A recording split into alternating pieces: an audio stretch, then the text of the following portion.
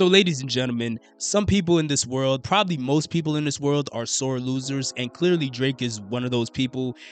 I'm sure you saw the news that Clipse has reunited the infamous hip hop duo. They were very popular during the early 2000s, but apparently, somehow, some way, Drake has been behind the scenes trying to sabotage some of the stuff they've had going on.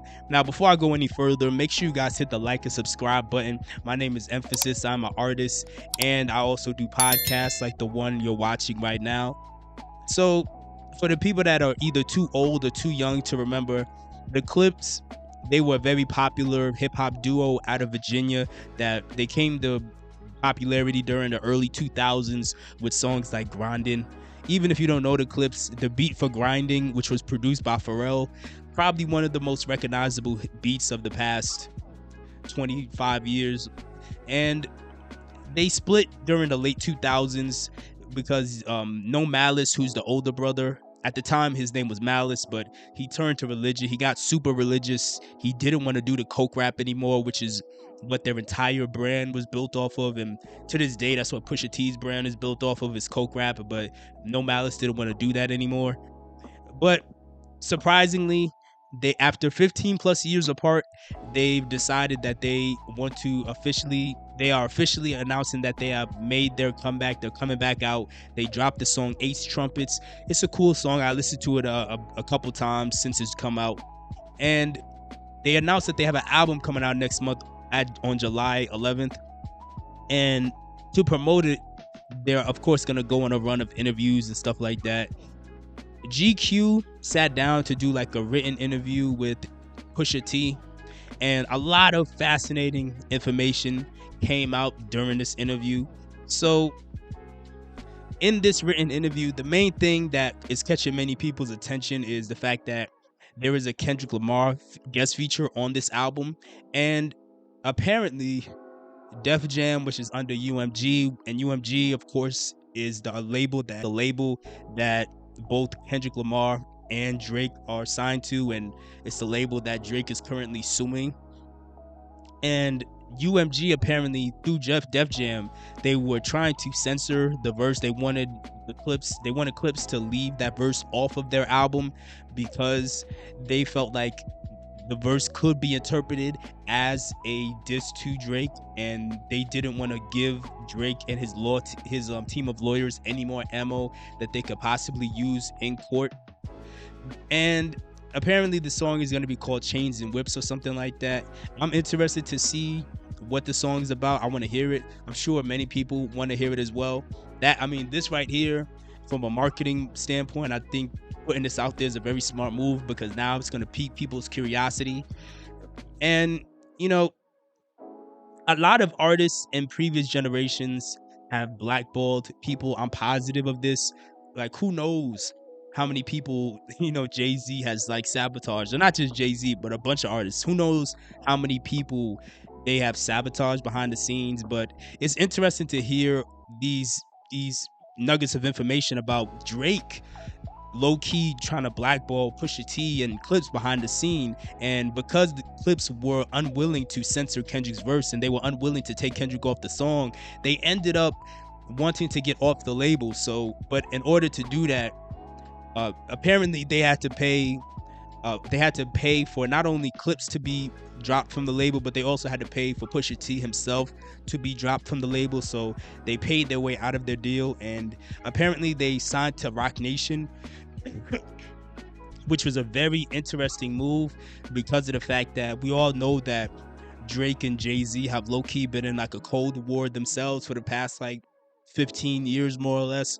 So that's a very interesting move to me that they brought them in. I don't think that's a coincidence, and I definitely think it's just really ridiculous, because at the end of the day, you're suing because basically Drake's entire lawsuit is based on this concept of he feels like Universal is sabotaging him.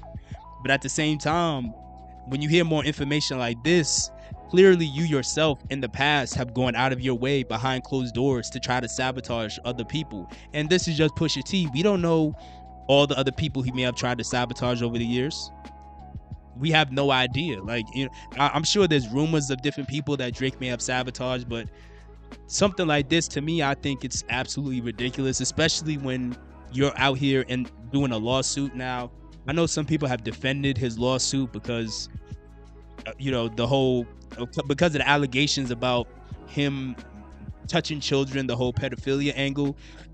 But at the same time, regardless, like, this is not to get off topic, but this is why when Joey Badass had his back and forth with the West Coast a few weeks ago, I liked Joey Badass's response, because when Joey was getting hit with some crazy allegations from the guys from TDE where they were claiming he was at Diddy parties, Joey didn't sound all defeated and butthurt and like a sore loser. He actually came back with Crash Dummy, and on that song, he sounded more aggressive, more defiant, more disrespectful. He doubled down, forget double down. He tripled down, forget triple down. He quadrupled down on everything that he's been saying prior to that song, which just him doing that makes it much more believable that he did not participate in those freak offs like he was being accused of.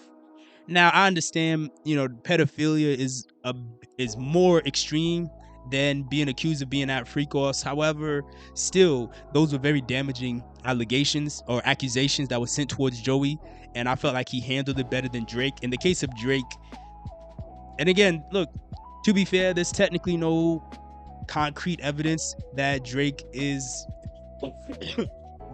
touching kids or whatever, but at the same time, when you see Drake's response, naturally you see that response and you start looking at it sideways, like, you didn't sound like you was still full of energy like Joey Badass when he was responding to accusation. When you hear Drake on the Heart Part 6, he sounds a bit defeated. He sounds deflated. He's like, swear there's a point in the song, I don't know if it was the beginning or the middle, there was some point in the song where you just hear him just go, just like such a defeated sounding sigh, which low key, in my opinion, that makes it a little more believable. Again, I don't know.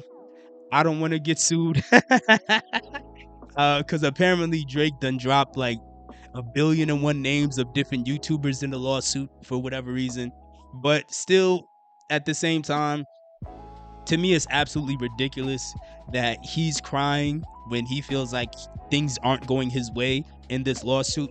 But meanwhile, according to Pusha T, he has gone out of his way behind the scenes to try to suppress some of Pusha T's collaborations as well as his songs. But let me know, what are your thoughts on this? Do you think this was a grimy move by Drake, or do you think it was justified? And are you excited to hear the Clipse and Kendrick Lamar collaboration? Because I'm excited to hear it. I want to hear what it sounds like.